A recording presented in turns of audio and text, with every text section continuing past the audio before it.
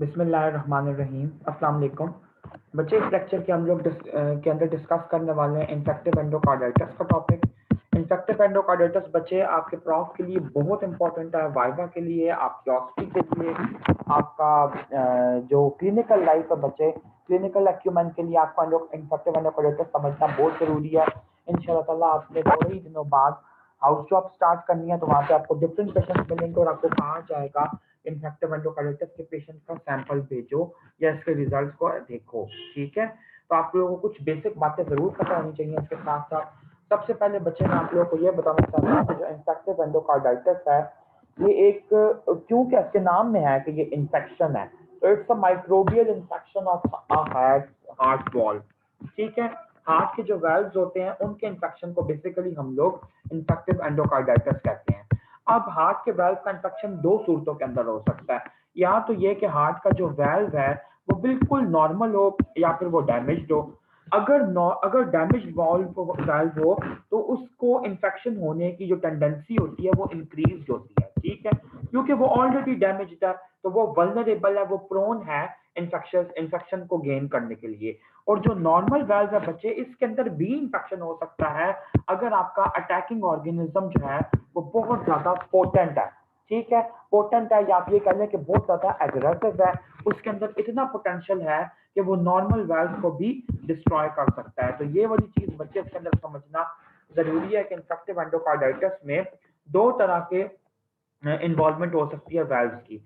अब आपको यहाँ पे ही बच्चा हाईलाइट करता चलूं कि जो नॉर्मल वेल्व की इन्वॉल्वमेंट होती है इसके अंदर जो स्टैफ ऑरियस है उसको डॉक्यूमेंट किया गया है, यानी कि एक्यूट एंडोकार्डाइटिस के केसेस के अंदर नॉर्मल वेल्व भी उड़ जाता है, उसकी भी बीमारी हो जाती है। ठीक है, और जो ऑलरेडी डैमेज वेल्व है तो इसका इंफेक्शन कॉमन है बाय स्ट्रेप्टोकोकाई, खास तौर पे जो आपके विरिडियन स्ट्रेप्टोकोकाई हैं जो कि सब एक्यूट एंडोकार्डाइटिस करवाने के लिए नोटोरियस है। ये दो ब्रॉड बातें आप लोगों को बताना जरूरी थी स्टार्ट में।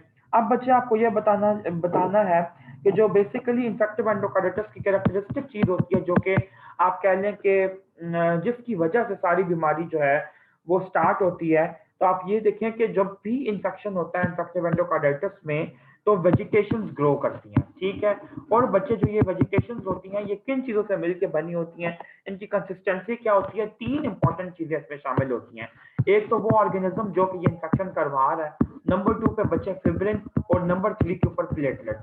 ये तीनों मिल के एक ऐसा आप कह लें कि वैसे आपको लेमैन में समझाने के लिए कह रहा हूँ, एक ऐसी नोड्यूलर स्वेलिंग बनाती हैं जो कि ग्रो करती हैं, एनहांस करती हैं। और हार्ट के अंदर जो नॉर्मल चेम्बर्स हैं आपके, उनके अंदर जो रास्ता है ब्लड को, जिसके जरिए ब्लड में गुजर के जाना, यानी कि वेल्व्स के थ्रू, उनको ऑब्स्ट्रक्ट करती हैं।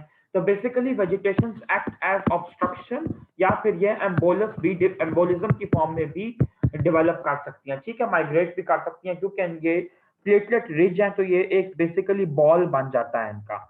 उसके बाद बच्चे अगर हम लोग माइक्रोबायोलॉजी के ऊपर आए, जो इनकी बेसिक कॉजेज हम लोग स्टडी करें, तो मैंने आपको ये बताया कि एक्यूट केसेस में जो मोस्ट एग्रेसिव ऑर्गेनिज्म है वो स्टैफ ऑरियस है, और सब एक्यूट केसेस में स्ट्रेप्टोकोकाई हैं। बाकी भी बच्चे ऐसे काफी सारे बैक्टीरिया हैं जो कि ये कॉज करवा सकते हैं, जिनके अंदर एंटीरोकोकाई आ जाते हैं। ठीक है, और साथ ही साथ आपके जो माइक्रो के अंदर आपने पढ़े थे थर्ड ईयर के अंदर, माइनर बैक्टीरिया हेसिक ग्रुप के, वो भी आ जाते हैं। हेसिक ग्रुप के बच्चे बैक्टीरिया का एक सबसे बड़ा इशू ये होता है कि ये कल्चरेबल इजीली नहीं होते। ठीक है, ये बहुत ही स्लो ग्रोइंग बैक्टीरिया होते हैं। और हेसिक से बनता क्या क्या है ये भी आपको पता होना चाहिए। हिमोफिलस बनता है, एक्टिनोबेसिलस बनता है, साथ ही साथ कार्डियोबैक्टीरियम होमिनिस बनता है, इकाइनेला बनता है और किंगेला बनता है। और इनमें से कुछ कुछ बातें आप लोगों को यहाँ पे बताते चलूं, आप लोगों ने पढ़ा है कि जो इकाइनेला है वो ह्यूमन बींग्स के अंदर क्लेंच्ड फिस्ट डिजीजेस, यानी कि अगर कोई बंदा ह्यूमन किसी को बाइट कर दे तो वो वाली डिजीजेस करवाता है। ठीक है, अगर एक बंदा दूसरे को चक लगाए, बाइट करे, तो उसकी वजह से भी जो इन्फेक्शन होता है उसके अंदर बेसिकली इकाइनेला जो होता है, इकाइनेला कोरोडेंस, वो ट्रांसमिट होता है। तो बच्चे माइक्रोबायोलॉजी में ये तो आप लोगों ने देख लिया। अब आपको बच्चे यहाँ पे ये बताना जरूरी है कि जो आपके बेसिक इनका कंपैरिजन है आपका, कि एक्यूट और सब एक्यूट की मैनिफेस्टेशंस क्या होती हैं। इनका कंपैरिजन बच्चे मैं आप लोगों को डिटेल में करवाने लगा हूँ, kindly jot it down every point जो यहाँ पे मैं लिख रहा हूँ, ताकि आप लोगों को ये बिल्कुल क्लियर हो जाए इनका कंपैरिजन। और इसी के अंदर आप लोग बेसिकली कुछ ना कुछ क्लिनिकल जो फीचर्स हैं वो भी कवर कर लेंगे। तो बच्चे हेडिंग यहाँ पे हम लोग देंगे सब एक्यूट बैक्टीरियल एंडोकार्डाइटिस की, और यहाँ पे देंगे एक्यूट बैक्टीरियल एंडोकार्डाइटिस की, और यहाँ पे हम लोग उन फीचर्स को लिखेंगे जिनको हम लोग यहाँ पे डिस्कस करने वाले हैं। तो एक सेकेंड जी, सबसे पहले बच्चे हम लोग देख लेते हैं कि जो पैथोजन है हमारा वो कौन सा है इनके अंदर। पैथोजन बच्चे, जो पैथोजन की नेचर है पहले हम लोग वो डिस्कस कर लेते हैं और पैथोजन का नाम भी डिस्कस कर लेते हैं, ठीक है। यहाँ पे मैंने एक हेडिंग दे दी पैथोजन, और यहाँ पे मैं दे रहा हूँ नेचर, तो आप लोग खुद समझ जाइएगा कि ये बेसिकली पैथोजन की ही नेचर की बात कर रहा हूँ। सब एक्यूट बैक्टीरियल एंडोकार्डाइटिस के अंदर जो नोटोरियस है दैट इज विरिडियन स्ट्रेप्टोकोकाई, ठीक है, और ये स्ट्रेप है, ये स्टैफ नहीं है।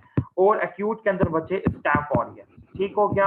फिर बच्चे अगर इनकी वायरुलेंस की बात की जाए, वही जो कि मैं नेचर में बताने लगा हूँ, बेसिकली वायरुलेंस की बात करने लगा हूँ, तो वायरुलेंस के अंदर जो स्ट्रेप होते हैं ये रिलेटिवली ए वायरुलेंट होते हैं, ठीक है।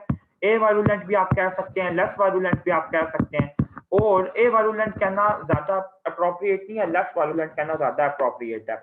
और जो स्टैफ ऑरियस होते हैं बच्चे ये हाईली वायरुलेंट होते हैं, ठीक है, ये बहुत ज्यादा एग्रेसिव है। उसके बाद बच्चे तीसरे फीचर पे अगर हम लोग आए तो देखते हैं कि वेजिटेशन ज्यादा कॉमन कहाँ पे होती है। तो ये वाला फीचर इनके अंदर कॉमन है कि सब एक्यूट हो या चाहे एक्यूट हो, दोनों के अंदर माइट्रल वाल्व की इन्वॉल्वमेंट ज्यादा है कंपेयर टू एओर्टिक वाल्व, ठीक हो गया।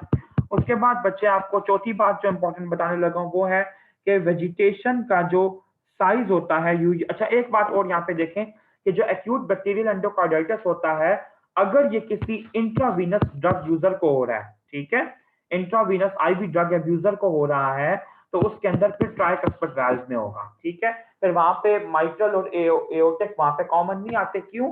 क्योंकि जो आईवी ड्रग अब्यूजर है वो वेन को अपनी इंफेक्ट कर रहा है ना, तो जितना भी वीनस रिटर्न होता है वो राइट एट्रियम को जाता है, तो राइट एट्रियम के बाद ट्राइकस्पिड वाल्व आता है, तो उसकी इन्वॉल्वमेंट ज्यादा होने का चांस है आईवी ड्रग अब्यूजर्स में। उसके बाद बच्चे अगर हम लोग वेजिटेशन का साइज डिस्कस करें यहाँ पे, तो सब एक्यूट के अंदर स्मॉल होती हैं, ठीक है, और नॉन फ्राइबल होती हैं, यानी कि जल्दी टूटने का पोटेंशियल नहीं रखती। तो जब वो जल्दी टूटने का पोटेंशियल नहीं रखेंगी तो इसका क्या मतलब है बच्चे कि वहां पे एम्बोलिज्म का चांस कम होगा, लो एम्बोलिक पोटेंशियल, ठीक हो गया। उसके बाद अगर एक्यूट की बात की जाए तो यहाँ पे जो वेजिटेशन का साइज है वो लार्ज होता है एंड दे आर ट्राइबल, और साथ ही साथ इनका जो एम्बोलिज्म का पोटेंशियल होता है वो भी ज्यादा होता है। मैं यहाँ पे ई को इस तरह कैपिटल फॉर्म में लिख रहा हूँ। उसके बाद बच्चे नेक्स्ट डिफरेंसेस, जी नेक्स्ट डिफरेंस बच्चे फिर उसके ऊपर आता है कि न्यूरोलॉजी के फीवर की इन्वॉल्वमेंट जो होती है वो कैसी होती है, ठीक है। तो आप लोग ये नोट कर लीजिए कि जो फीवर होता है वो लो ग्रेड फीवर होता है, सब एक्यूट में 1 और 2 से कम होता है, और विदाउट चिल्स होता है, इसके अंदर चिल्स नहीं होते, ठीक है। लेकिन बच्चे ये मैं आपको ये बता दूं कि ये यूजुअल ट्रेंड्स हैं, एक्सेप्शंस एग्जिस्ट कर सकती हैं, ठीक है। और एक्यूट बैक्टीरियल के अंदर 1 और 2 से ज्यादा होता है, और साथ साथ चिल्स भी एग्जिस्ट करते हैं। उसके बाद बच्चे नेक्स्ट डिफरेंस के ऊपर अगर आए तो that is about neurologic manifestation, इनके अंदर होती है या नहीं। तो न्यूरोलॉजिक इन्वॉल्वमेंट जो होती है बच्चे सब एक्यूट के अंदर लेट होती है, और तकरीबन 3 हफ्ते से ज्यादा का टाइम लेती है फर्स्ट प्रेजेंटेशन के बाद। और जो एक्यूट होता है उसके अंदर न्यूरोलॉजिक मैनिफेस्टेशन अर्ली होती है, और यानी कि 3 वीक से कम का टाइम लगता है और न्यूरोलॉजिक इन्वॉल्वमेंट हो जाती है। अभी हम लोग आगे डिस्कस करेंगे कि न्यूरोलॉजिक इन्वॉल्वमेंट कौन सी है, किसकी बात हम कर रहे हैं। उसके बाद बच्चे आती हैं कॉम्प्लिकेशंस। कॉम्प्लिकेशंस की अगर बात की जाए तो सबसे पहले आप लोग ये देखें कॉम्प्लिकेशंस के अंदर जो पहली मैं यहाँ पे बता रहा हूँ वही वाली मेंटल कंफ्यूजन, ठीक है। मैं यहाँ पे एमसी लिख रहा हूँ, मेंटल कंफ्यूजन, या आप लोग इसको टॉक्सिक एंसेफेलोपैथी भी लिख सकते हैं। तो टॉक्सिक एंसेफेलोपैथी का चांस इसमें नहीं होता, बहुत कम होता है। और जो एक्यूट वाली कंडीशन है बच्चे इसके अंदर हो जाता है, ठीक है। इवन के कंजस्टिव हार्ट फेलियर जब तक डेवलप होना होता है उससे पहले न्यूरोलॉजिक जो कॉम्प्लिकेशंस होती हैं वो डेवलप हो जाती हैं, ठीक हो गया। उसके बाद बच्चे अगर आप लोग आए एम्बोलिक स्ट्रोक्स के ऊपर, ये भी कॉम्प्लिकेशंस की हेडिंग में सारी आएंगी, ठीक है। जो पिंक में मैं लिख रहा हूँ वो सारी कॉम्प्लिकेशंस है। एम्बोलिक स्ट्रोक्स का चांस अगर हम लोग देखें तो आप देखें कि एम्बोलिज्म का चांस था ही कम सब एक्यूट में, तो उसमें आप कह लें 1 टाइम चांस है, और एक्यूट बैक्टीरियल एंडोकार्डाइटिस में 3 टाइम्स चांस है। उसके बाद नेक्स्ट कॉम्प्लिकेशन आती है आपकी माइकोटिक एन्यूरिज्म, मतलब ऐसे एन्यूरिज्म, इन्फेक्टिव एन्यूरिज्म जो कि आर्टीरियल वॉल्स को इन्वॉल्व करते हैं, ठीक है। ये बात आपने याद रखनी है वहां पे। मतलब फॉर एग्जांपल मैं कहता हूं कि एओर्टा में माइकोटिक एन्यूरिज्म हुआ है, तो मेरी इससे यह मुराद है कि एओर्टा की वॉल को इन्फेक्ट किया है किसी बैक्टीरिया ने, किसी इन्फेक्शन ने, जिसकी वजह से वहां पे इन्फेक्शियस वजह से एन्यूरिज्म डेवलप हो रहा है, इन्फेक्शियस बेसिस पे। ठीक है, तो जो माइकोटिक एन्यूरिज्म्स होते हैं, आप देखें ये एक पैराडॉक्सिकल बात है कि सब एक्यूट में 3 टाइम्स मतलब कॉमन आप कह लें या इनकी पोटेंसी कह लें, और एक्यूट बैक्टीरियल में लेस कॉमन होते हैं। उसके बाद बच्चे नेक्स्ट अगर हम लोग जाएं तो हमारा अगला डिफरेंस आता है माइक्रो एब्सेसिस। छोटी छोटी जो एब्सेसिस डेवलप होती हैं, इवन नेकेड आई से भी वो नजर नहीं आती। तो माइक्रो एब्सेसिस का चांस जो होता है वो सब एक्यूट में कम होता है, और जो एक्यूट वाला होता है उसमें काफी ज्यादा होता है। इसी के काउंटर में एक और डिफरेंस लिखवाता चलूं, मैक्रो एब्सेसिस का चांस कैसे होता है। तो बच्चे जो मैक्रो एब्सेसिस होती हैं वो सब एक्यूट के अंदर डेवलप नहीं होती, बहुत रेयर चीज है, और जो आपकी एक्यूट बैक्टीरियल है उसमें भी डेवलप नहीं होती। लेकिन अगर किसी बंदे को साइनोटिक हार्ट डिजीज है, साइनोटिक हार्ट डिजीज से मुराद ये कि मतलब उसको कोई कॉन्जेनिटल डिफेक्ट है जो कि साइनोसिस इन्वॉल्व कर रहा है, जैसे जो टी से डिजीजेस स्टार्ट होती हैं, जैसे टेट्रालॉजी ऑफ फैलर, जैसे ट्रांसपोजिशन ऑफ ग्रेट वेसल, जैसे ट्रंकस आर्टरियोसिस का होना, ये साइनोटिक हार्ट डिजीजेस हैं। तो साइनोटिक कॉन्जेनिटल हार्ट डिजीजेस के अंदर फिर आपको बड़ी बड़ी एक्सेसिस माइक्रो एक्सेसिस नजर आ सकती हैं, वरना यूजुअली नहीं आती। उसके बाद बच्चे कॉम्प्लिकेशंस के अंदर ही एक और चीज लिखता हूँ जहाँ पे मैंने एंसेफेलोपैथी लिखी है, क्योंकि ये उसी से रिलेटेड है तो कॉम्प्लिकेशंस में ये आ रहा है, लेकिन मैं इसको पर्पल कलर में लिख रहा हूँ। फोकल फीचर्स का चांस कितना होता है, जो फोकल फीचर्स होते हैं बच्चे, तो वो सब एक्यूट के अंदर आप कह लें 1 टाइम है, और एक्यूट बैक्टीरियल के अंदर 3 टाइम ज्यादा कॉमन है। उसके बाद बच्चे नेक्स्ट पॉइंट। ओके बच्चे, अब हम लोग डिस्कस करते हैं क्लिनिकल फीचर्स। ठीक है, जो आपको डिफरेंसेस बताने थे बस वो इतने ही थे, इससे ज्यादा बच्चे डिफरेंसेस नहीं थे। जी बच्चे, तो अब हम लोग देखते हैं यहाँ पे क्लिनिकल फीचर्स इन्फेक्टिव एंडोकार्डाइटिस के, जो बहुत अच्छे से डेविडसन की इस फिगर में बताए हुए हैं। एक दफा मैं सारे आप लोगों को पढ़ के बताता हूँ। ठीक है, सेरिब्रल एम्बोलाई का इवेंट हो सकता है, ये हम लोग पहले ही बच्चे डिस्कस कर चुके। सेरिब्रल एम्बोलाई का बच्चे हम लोग पहले ही डिस्कस कर चुके हैं कि सब एक्यूट बैक्टीरियल एंडोकार्डाइटिस और एक्यूट बैक्टीरियल एंडोकार्डाइटिस में एम्बोलिज्म का चांस होता है। ठीक है, तो 15% इंसिडेंसेस आपको ये मिलता है। रॉक्स स्पॉट्स मिलते हैं आपको फंडोस्कोपी पे। ठीक है, साथ ही साथ पेटिकियल हेमरेजेस मिल सकते हैं म्यूकस मेम्ब्रेन पे और फंडस पे। पुअर डेंटिशन, ठीक है, खास तौर पे बच्चे ये भी कहा जाता है कि जिन लोगों की डेंटिशन पुअर होती है तो उस रीजन से भी स्ट्रेप्टोकोकाई जो होते हैं वो ट्रांसमिट हो जाते हैं, मतलब बुरे दांत होने की वजह से या डेंटल ट्रॉमा होने की वजह से बहुत ज्यादा चांस होता है। उसके बाद बच्चे स्प्लीनोमेगेली का चांस लॉन्ग स्टैंडिंग एंडोकार्डाइटिस में होता है, यूजुअली नहीं होता। और सिस्टेमिक एम्बोलाई 7%। डिजिटल क्लबिंग मिलती है आपको लॉन्ग स्टैंडिंग केसेस में। स्प्लिंटर हेमरेजेस मिलते हैं, बहुत खूबसूरत ये पिक्चर इसने दिखाई है, ये देखें नेल्स की स्प्लिंटर हेमरेजेस की। पल्सेस का लॉस मिल सकता है, वही थ्रोम्बोएम्बोलिक फिनोमेना की वजह से ऑक्लूजन होगी तो ब्लड फ्लो आगे नहीं जाएगा, तो पल्सेस का लॉस होगा। पेटिकियल रैश मिल सकता है आपको, क्योंकि सारे प्लेटलेट्स तो कंज्यूम होने लग जाते हैं थ्रोम्बोएम्बोलिक फिनोमेना के अंदर, तो आपको रैशेस हेमरेजिक प्रीडिस्पोजिशन बढ़ जाती हैं। ऑस्लर नोड्स मिलते हैं फिंगर पल्प्स के अंदर। ठीक है, फिंगर की टिप्स पे पल्प्स मिलते हैं। पेनफुल नोड्स होते हैं, हीमाचूरिया मिल सकता है, कार्डिक फेलियर मिल सकता है, कंडक्शन डिसऑर्डर्स मिल सकते हैं। कंडक्शन डिसऑर्डर से मुराद ऐसे नोड एवी नोड यानी कि एरिथमिया रिलेटेड चीजें। वेरिंग मर्मर मिल सकते हैं। ठीक है, और ये बड़ी स्पेसिफिक बात है इन्फेक्टिव एंडोकार्डाइटिस की कि इसके अंदर जो मर्मर्स होते हैं वो चेंज हो सकते हैं, जरूरी नहीं है कि एक ही कांस्टेंट मर्मर रहे, और सब कंजंक्टिवल हेमरेजेस भी मिल सकते हैं। ओके बच्चे, इन्फेक्टिव एंडोकार्डाइटिस के मतलब आप लोगों ने क्लिनिकल फीचर्स डिटेल में देख लिया। अब आता है इसकी इन्वेस्टिगेशन की बात। तो सबसे पहली चीज जो बच्चे यहाँ पे बताना जरूरी है कि कम से कम 3 to 6 ब्लड कल्चर्स लेने चाहिए। ठीक है, इन्फेक्टिव एंडोकार्डाइटिस के पेशेंट के जिसको आप सस्पेक्ट कर रहे हैं, और उसके बाद उसकी जो थेरेपी है उसको स्टार्ट करना चाहिए, इससे पहले कल्चर ले लेने चाहिए। और कहते हैं कि यूजुअली जो पहले 2 कल्चर मतलब जो आपने 3 to 6 कल्चर लिए हैं, उसमें जो फर्स्ट 2 स्पेसिमेंस होते हैं उनके अंदर बैक्टीरिया डिटेक्ट हो जाता है 90% केसेस में। अगर किसी बंदे को कोई इनड्वेलिंग कैथीटर पड़ा हुआ है किसी भी किस्म का, जैसे सेंट्रल वीनस कैथीटर पड़ा हुआ है, तो आप उसका कैथीटर कैथीटर निकाल के उसकी टिप काट के सैंपल में नहीं भेजेंगे, बल्कि आप ब्लड कल्चर ही लेंगे। ठीक हो गया। उसके बाद बच्चे एक चीज आपको पता होनी चाहिए कि इन्फेक्टिव एंडोकार्डाइटिस के लिए जो सबसे अच्छी इन्वेस्टिगेशन है वो बेसिकली इकोकार्डियोग्राफी है। ठीक है, ये पढ़ते हैं बच्चे हम लोग, पहले इसको कहते थे ड्यूक्स क्राइटेरिया। ड्यूक्स क्राइटेरिया को मॉडिफाई किया गया, कुछ चेंजेस इसके अंदर इंटरनेशनली लाई गई, जो उसको कहते हैं मॉडिफाइड ड्यूक्स क्राइटेरिया, जिसके अंदर फर्दर 2 क्राइटेरिया हैं, major criteria, minor criteria. Major criteria में बच्चे आता है पॉजिटिव ब्लड कल्चर। अब पॉजिटिव ब्लड बच्चे ये जो क्राइटेरिया हैं, ये आप अपनी तरफ से इंग्लिश बना के या उर्दू में नहीं समझा सकते। प्रॉफ में अगर आपने अपनी तरफ से ये क्राइटेरिया सुनाने की कोशिश की तो आपके मार्क्स डिडक्ट हो जाएंगे। ये वो लाइंस हैं बच्चे, जैसे हम लोग कहते हैं कि डेफिनेशंस आपको रटी होनी चाहिए, word to word definitions are unchangeable. बिल्कुल इसी तरह ये क्राइटेरिया अनचेंजेबल है, ये आपकी टिप्स पे होनी चाहिए बच्चे। इवन एफसीपीएस के अंदर भी और एमबीबीएस के अंदर भी लोग इस बात पे फेल हो जाते हैं अगर वो क्राइटेरिया उन्हीं वर्ड्स में नहीं सुनाते जिस फॉर्म में वो इंटरनेशनली लिखा गया है। तो गौर से सुनिए क्या है major criteria. Number 1 positive blood culture. अब इसकी कंडीशंस क्या है? Typical organisms from two culture, persistent positive blood cultures taken greater than 12 hours apart, 3 or more positive cultures taken over greater than 1 hour। ये इसके क्राइटेरिया कि blood culture ऐसे ऐसे लिया गया हो, अगर वो पॉजिटिव आ जाए तो ही वो मंजूर किया जाएगा, वरना नहीं।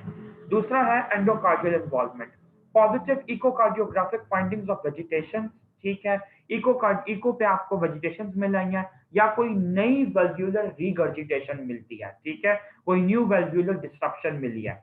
माइनर क्राइटेरिया में बहुत सारे फिर फर्दर आते हैं, pyrexia greater than 38, embolic phenomena, vasculitic phenomena, intravenous drug misuse, predisposing valvular cardiac abnormality, blood culture suggestive echocardiographic finding. ठीक है, अब आप ये देखें कि ये भी आपसे पूछा जाता है कि what is definitive endocarditis and what is possible endocarditis.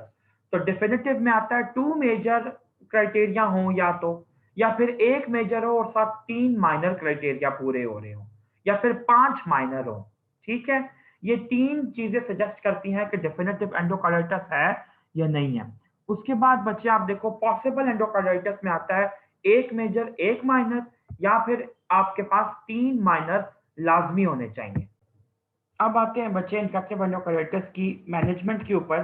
तो इसकी मैनेजमेंट में बच्चे एक चीज हाईलाइट करता चलूं कि किसी भी इंफेक्शन की जो खासतौर पे क्रॉनिक कोई एलिमेंट हो, तो उसकी मैनेजमेंट में बच्चे सबसे पहली बात आप लोग लिखेंगे सपोर्टिव मैनेजमेंट का जिक्र करेंगे। ठीक है, लेकिन बच्चे इसके अलावा आपको ये बताऊं कि इन्फेक्टिव एंडोकार्डाइटिस बेसिकली एक ऐसी डिजीज है कि जिसकी ट्रीटमेंट बैक्टीरिया पे, उस ऑर्गेनिज्म पे डिपेंड करती है, या फंगस पे, या कोई भी जो ऑर्गेनिज्म जो उसको करवा रहा है कि उसके अकॉर्डिंग हम लोग ट्रीटमेंट को डिजाइन करते हैं। फिर हमें इसके अंदर ये भी देखना पड़ता है कि आपका जो पेशेंट है वो पेनिसिलिन ससेप्टेबल है, पेनिसिलिन रेजिस्टेंट है, उसका ऑर्गेनिज्म जो पेनिसिलिन एलर्जिक है पेशेंट या नहीं, जो ऑर्गेनिज्म है वो ससेप्टेबल है या नहीं। तो इस हिसाब से ये जो ट्रीटमेंट है, इसलिए मैंने आप लोगों को ये अलग से चार्ट मतलब बोर्ड पे नहीं लिखवाया, और इसकी एक ये रेडीमेड आप लोगों को इमेज बता रहा हूँ। लेकिन इस इमेज में से मैं आप लोगों को सबसे इंपॉर्टेंट एक एक चीज बताऊंगा, वो ही आप लोग सिर्फ जॉट डाउन कीजिएगा जब आप लोग इसका ट्रीटमेंट लिखें।